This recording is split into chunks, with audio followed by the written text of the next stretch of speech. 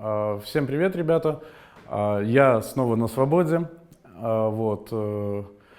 Спасибо огромное вам за поддержку, которую вы оказывали мне и моей семье. Очень много людей через заключенных передавали мне приветы, поддерживали, говорили, что вы с нами, что мы не сдаемся, мы продолжаем свою, скажем так, борьбу.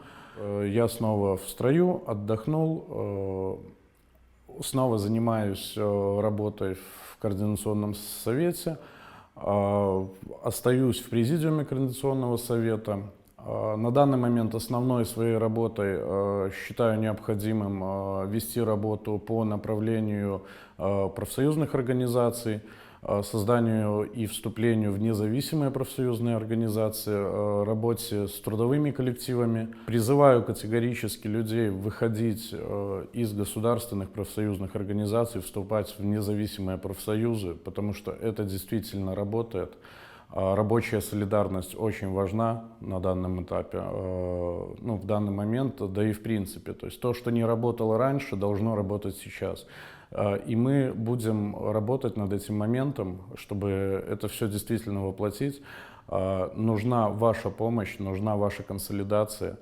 Так что вступаем все в независимые профсоюзы, это очень важно для нас. Также огромное значение для нас имеет солидарность с людьми, которые потерпели от нынешнего режима, от беззакония властей и силовых структур. Я сам лично убедился на своем примере, что люди друг другу помогают. Спасибо огромное BuyHelp за помощь финансовую, за поддержку ребят, которые попали под репрессии.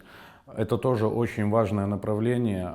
Призываю всех помогать таким организациям, поддерживать такие организации, которые помогают людям, попавшим в репрессии в нашей стране.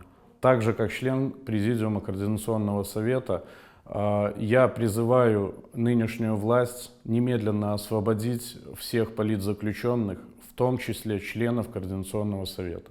Так что, люди, не сдавайтесь, в нынешнее время солидарность намного сильнее репрессий.